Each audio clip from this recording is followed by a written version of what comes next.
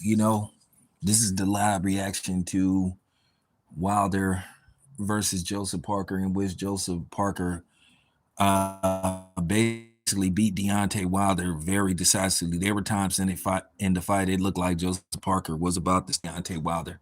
Um, Deontay Wilder has barely fought maybe 3 times in the last 3 years. And unfortunately, this time the long layoff just basically affected him.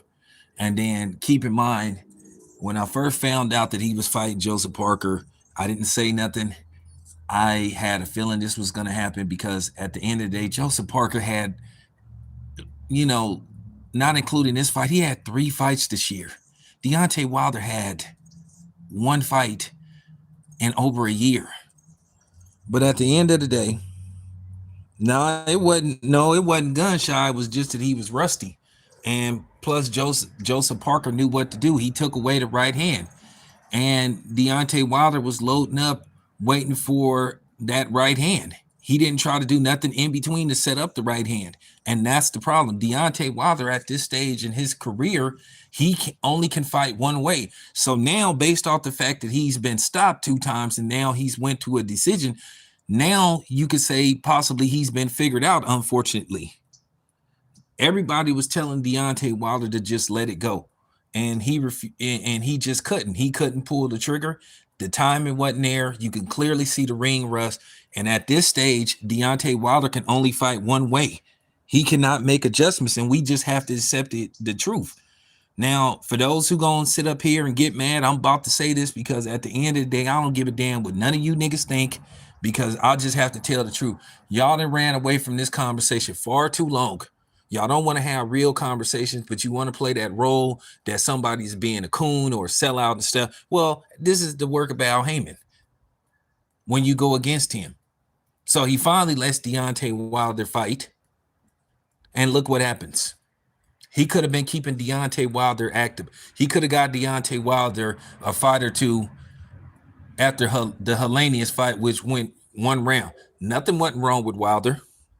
Y'all don't be wanting to have real conversations, and y'all don't want to call it how it is, because y'all want to play this role that if anybody speaks out against Al Haymon, who puts the brothers in the back burner compared to the Latino and the Mexican fighters, but y'all don't want to call that out. I'm just real with mines. Y'all can get mad all you want. I'm a real black man. And the person that then screwed over Deontay Wilder is another black man. Because he screwed Deontay Wilder in the first place when he let Charles Martin go fight Anthony Joshua 6-7 years ago to get Anthony Joshua 3 to 4 belts. He shouldn't have believed Eddie Hearn when he could have easily had matched Charles Martin up with Deontay Wilder. And I know Charles Martin got paid this amount of money, that amount of money. But why didn't Al Haymon match that money to keep the belts within the PBC stable? So he screwed Deontay Wilder all the way back then.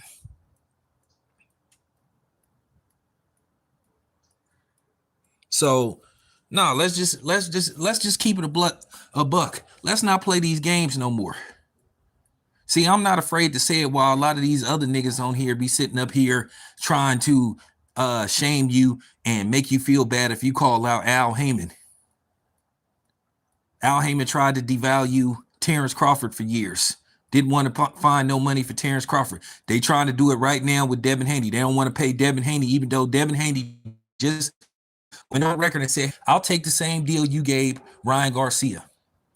Even though they found financing to fight this same very fight overseas in Saudi Arabia, where both of them men can make possibly well over $20 million a piece. Tank can make like 60 million. Devin could make anywhere from 25 to 30 million. But guess who's standing in the way of that happening? The same dude that ruined the possibility, that played a big role in ruining the possibility of us ever getting Deontay Wilder and Anthony Joshua. That fight is a done deal. Might as well move on from it. Now, Anthony Joshua may call out Deontay Wilder after this performance. I don't want to see him fight somebody coming off a loss. It's lost his luster.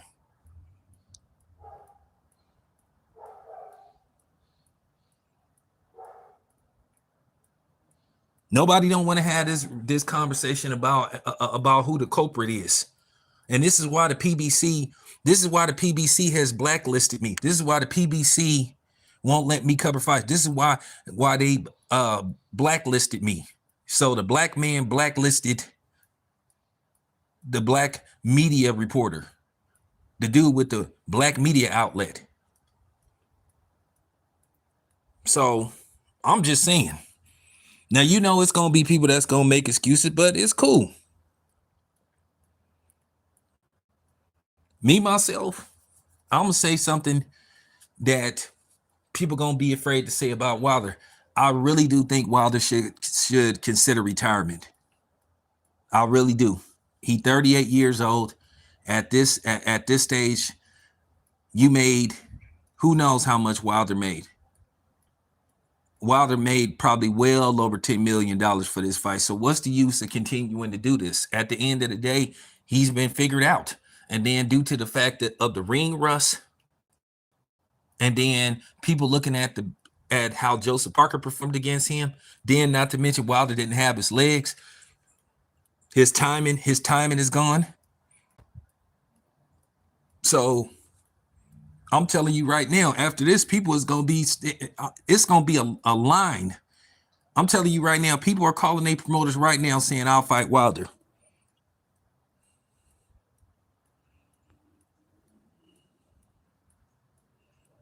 Nah, listen.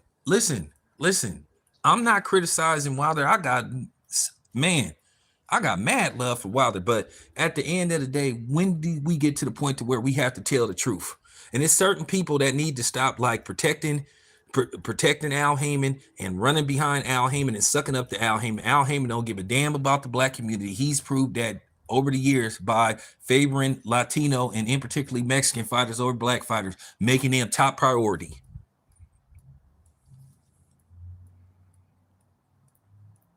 So I didn't say this before. It's fine.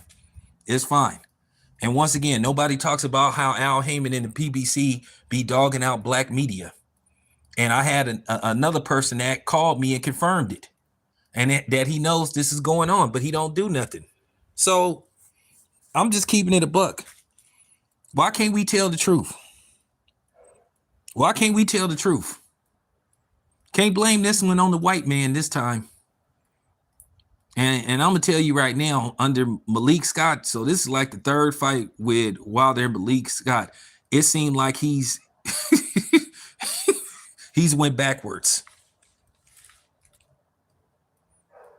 No progress. You know what I'm saying? He's went backwards.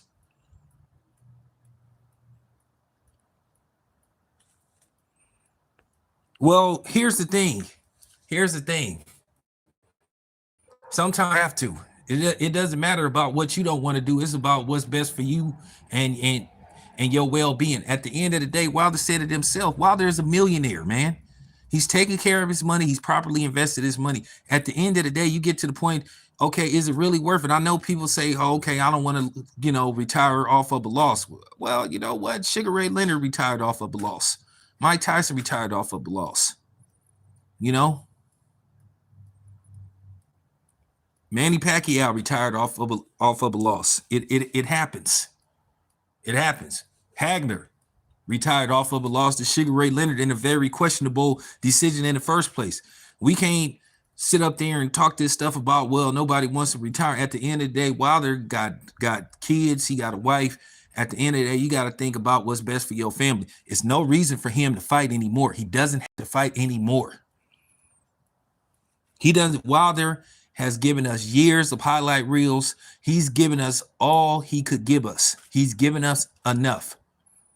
Wilder's done enough in his career to get to the Boxing Hall of Fame. I think Wilder's a Hall of Famer based off his skill set. He wasn't a boxer. He was just a puncher. And I'm not attacking Wilder, but at the end of the day, black people, we gotta we got to stop doing this stuff. We just gotta keep it 100. There's no reason for him to stick around. He has nothing to prove.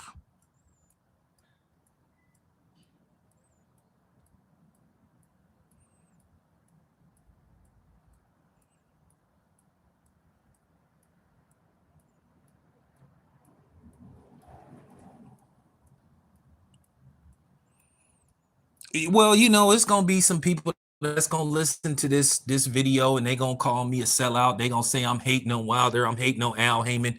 Like, it's easy to ether these Al Haymon apologists because we have a long list. We have history on our side about how he's prevented some of the best fights from happening. And if they do happen, too little, too late. Look what he's doing now with this Devin Haney thing. Proof is in the pudding. Devin Haney then basically said he'll be the B side. Tank said make him offer. They made him offer. He said no. But they ain't made Devin a counter offer. They sat up there and said, oh, well, if Tank fights Devin, it's gonna be on his terms. Like I said, this is the history of Al Haymon.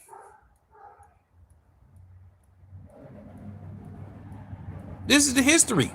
Then they sit up here and try to demean Devin Haney's performance, try to demean the ticket sales and all that kind of stuff, try to demean the pay-per-view numbers, to basically try to devalue Devin Haney. And first of all, he don't even go to boxing events. All that happened was, like 7-8 said, he put out some BS and he knew people would pick it up. He can't even prove who his sources is. So based off the fact he said it, so everybody decided to follow suit. When I keep telling you guys, the Zone do not release their pay-per-view numbers. How much you want to bet we ain't go? Now let's see if people gonna keep track of this. Now let's see if they gonna keep track. Let's see if this same dude gonna keep track of what the pay-per-view sales was for this fight. It's funny how all of a sudden this one particular dude all of a sudden want to keep track of Devin Haney's pay-per-view sales, but he didn't keep track of Canelo's. He didn't keep track of the other pay-per-view sales.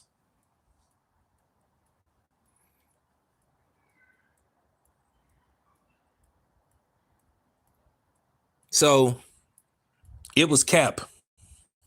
The dude is a liar. And I ain't saying his name. And I know it. And for all you niggas that's listening to this video that's gonna defend that dude, fuck you too. Please say my name in the video because I love free publicity. Because see, that's the thing about me. I don't sit up here and build a platform and build a channel based off constantly attacking black people on a regular basis. We all know who started this rumor about the pay-per-view sales. The Zone, I'm going to say this once again. The Zone don't release their pay-per-view numbers or their streaming numbers because it's a privately owned company. They don't have to. Here's the thing that I'm going to drop the mic on everybody. That's going to shut this whole thing down. Why the Zone and Eddie Hearn want Devin Haney to come back if they're not making money off him fighting on their platforms? Boom. Why Eddie Hearn said that they want to promote Tank versus Devin Haney? Boom. The PBC don't even know how much money they're going to have for Tank to get back in the ring. The Amazon deal is not no upfront money. It's more about the distributing deal. Boom.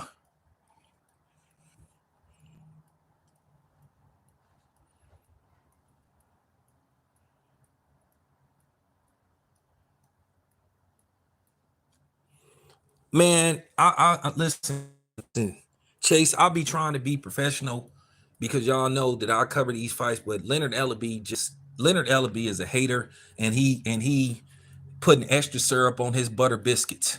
So at the end of the day, how you gonna justify what you worried about? Here's the thing. Was Leonard Ellaby worried about what Ryan Garcia's ticket sales was? Ryan Garcia wasn't selling out fights.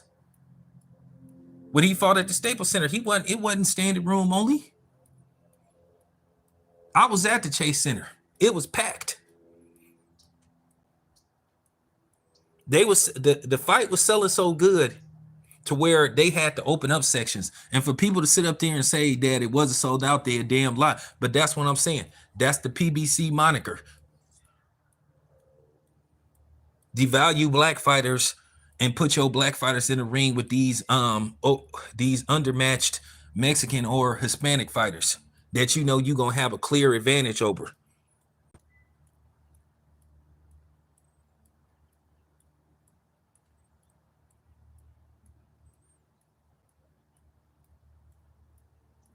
So at the end of the day, that's what's going on. Leonard Ellaby only be worried about what's going on with Devin Haney. Obviously, they see Devin Haney as a real threat to tank. Leonard Ellerbe did this before. I think when Devin Haney won versus JoJo Diaz, first thing that came up, oh man, I heard the fight didn't sell that well. I heard the fight didn't do too good. Y'all got to remember, everybody knows when he fought JoJo Diaz in Las Vegas. What was that, 2021? What was that, 2021? Everybody knows people still wasn't comfortable with coming out and, coming out in the public and all that kind of stuff. People still wasn't comfortable. Las Vegas was one of the very few states at the time and cities that was they pretty much opened everything back up. So people still wasn't comfortable.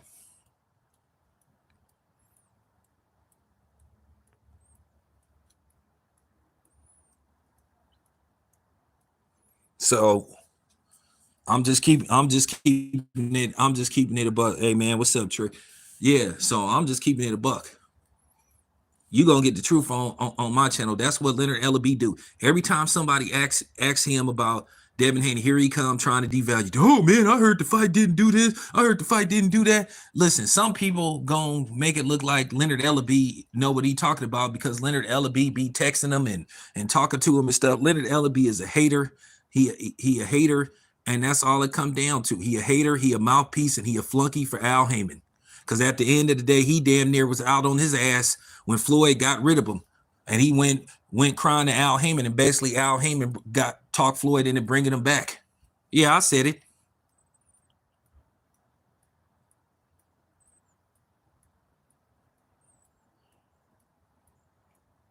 Like I said, at the end of the day, I was there. The fight sold very well as far as ticket sales go. First of all, let's talk about what the live gate was. See, dude is talking about basically the live gate as far as the lower bowl, because originally they was only gonna sell the lower bowl. They was gonna only sell the lower bowl section.